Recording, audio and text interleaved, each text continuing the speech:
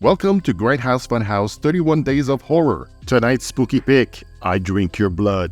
It's about a group of satanic hippies who invades a small town and wreak havoc, who then pisses off the wrong person who gets even by feeding them rabies-infested meat pies with deadly results. Now, here's a simple premise you can get a lot of mileage from. Hippie horror is a subgenre I wasn't paying attention to, but I'm all for it now. The fun parts of I Drink Your Blood is watching them losing it and how it's gonna go down. Is it running around with an axe in hand trying to chop people?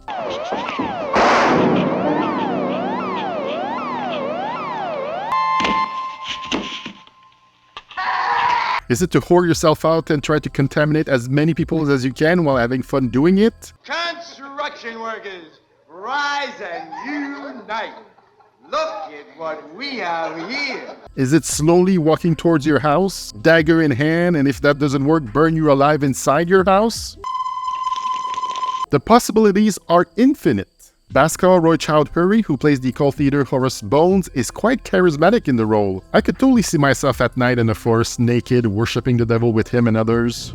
I am the firstborn son of Satan. There's the film debut of Lynn Lowry playing a mute who you might know from many 70s horror and exploitation classics like The Crazies, Shivers, Fighting Mad. I'm partial to Iris Brooks, who plays the orny hippie chick who all by her lonesome manages to infect pretty much a whole crew of construction workers. Hey, you guys ain't gonna leave me out here.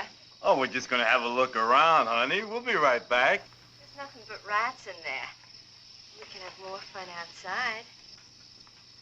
I mean, nothing like a foursome to start a good night, am I right? A few intentionally or unintentionally funny things I enjoy in I Drink Your Blood. That poor snake farm owner with that amazing sign that needs to be turned into a t-shirt. Battles with the cult leader who's playing with one of his snakes. Put that goddamn thing down.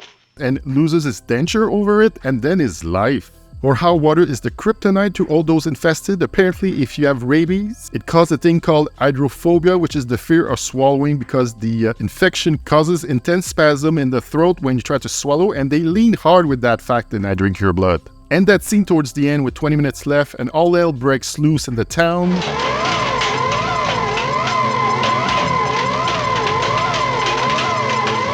When half a dozen cops show up to the rescue, starts to shoot indiscriminately at something we don't see. They either forgot or didn't think to shoot the reverse shot, so we see them shoot at nothing and we get a repeated scene of a cop loading his shotgun. It looks like a scene from a Naked Gun movie.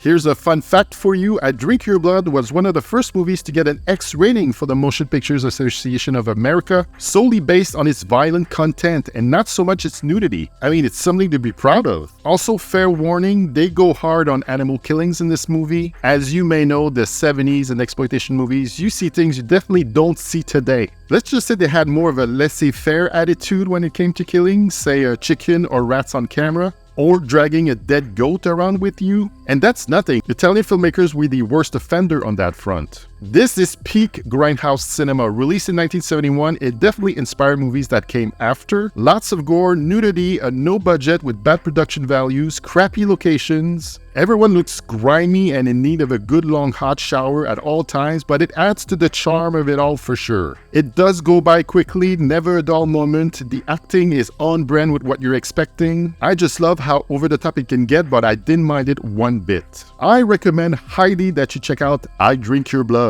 Links to streaming or purchasing I Drink Your Blood are available in the description below. Let me know your thoughts on I Drink Your Blood and come back tomorrow for another 30 Days of Horror spooky pick.